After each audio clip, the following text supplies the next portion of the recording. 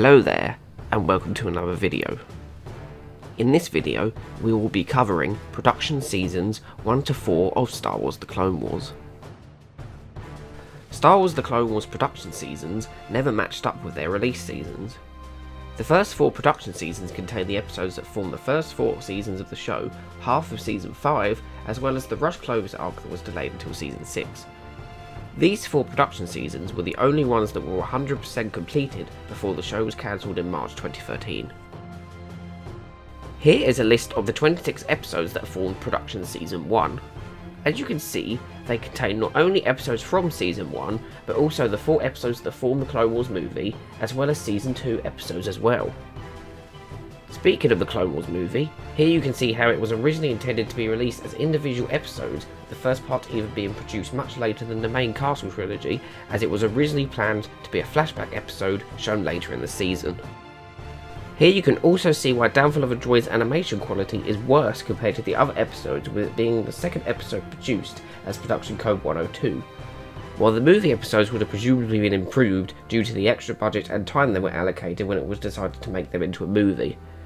It's also notable how episodes were not produced in their release order.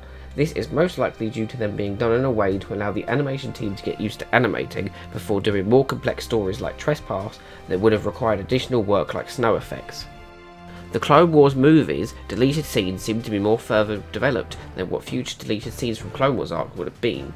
I believe this is due to them most likely being intended to be in the episode versions of each part, with them being cut to increase the pacing of the story when they were formed into a movie.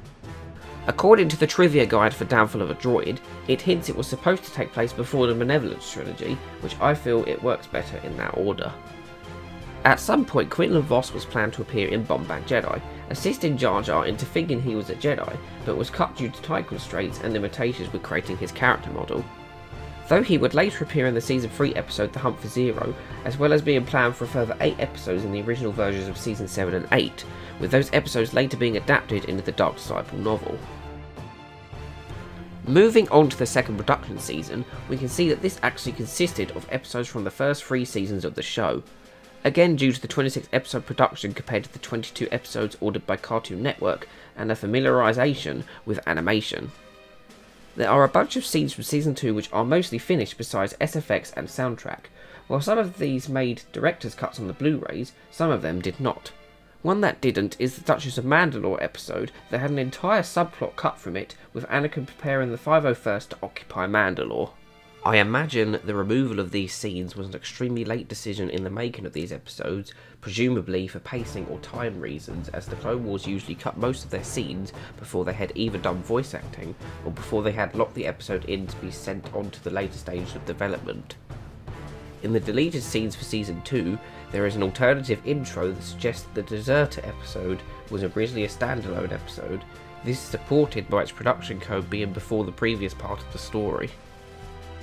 The third production season has the distinction of being the only season to actually match its first episode with the first release episode, with Clone Cadets being produced as 301 and actually being released as Season 3 Episode 1. Even taking into account the unfinished story arcs, this is the only case in the entire original production where this matched up. Only when the Bad Batch story arc was produced under the new Twins production would this practice be repeated again for the Clone Wars, something every Star Wars animation since has kept to. Mostly producing their episodes in order and only producing episodes that match with their release season.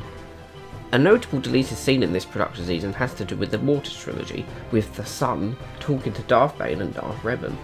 This was removed from the final episode as it contradicted Lucas's idea of the Force. This would have made Bane and Revan part of the current canon had they been left in. Darth Bane would later be canonised thanks to the Season 6 episode Sacrifice, but with a redesigned appearance. Darth Revan would also be canonised many years later in a reference book for The Rise of Skywalker. You can see that the third production season also included a bunch of early Season 4 episodes. The production order also supports how Shadow Warrior was initially the Season 4 premiere episode before being switched out for the 3-part Mon Cala arc, which can't be watched in the original intended order due to them retroactively adding Tarpals into the background of the Mon Cala episodes, meaning his death now has to come after it. To mitigate the sudden disillusion with the Gungans, I think it's best to watch the Mon Cala arc and then the 2-part R2 and C-3PO arc before Shadow Warrior, which would act as a buffer to space out those 2 Gungan related stories. Continuing the pattern, production season 4 of the Clone Wars will continue to be ahead and contain story arcs meant for both season 4 and season 5, including the delayed to season 6 Rush Clovis trilogy of episodes. You can also see that these episodes started to air in the order that they were produced. The Battle of Umbara arc is notable for being split between 2 production seasons, with its first 2 episodes being the last of the previous as 325 and 326, while the latter 2 are 401 and 402. This production season would start to see the 4-part story arcs becoming Clone Wars' standard story length, with the exception of the single episode A Friend in Need, which was intended to be the first part of the different 4-part story arc that would later have its remaining episode slots used up by the 3-part Rush Clovis arc. This production season again shows a sign of how the premiere episode changed, this time with a war on 2 fronts being shown earlier in production than Revival. To watch any of the deleted scenes mentioned in this video, please see the links in the description. As you have seen with these first 4 production seasons, they each produced 26 episodes while only releasing 22. I feel like this was a factor into why Clone Wars was said to have cost a lot, considering Cartoon Network would have most likely only contributed to the budget on episodes they aired. I believe the 3 to 4 part arc structure was them introducing a way to be more efficient with Clone Wars' production costs, using the same assets in multiple episodes. I feel like this also allowed the added benefit of them being able to do stories that could be more focused and allow characters to have moments to breathe and reflect on the events of the stories. As seen in my previous videos, the further production seasons, 5, 6 and 7, would have actually reduced their production count to fit this 4-part story arc structure, with 5 having 25 episodes and 6 and 7 going down to 24 episodes each. Thank you for watching this video.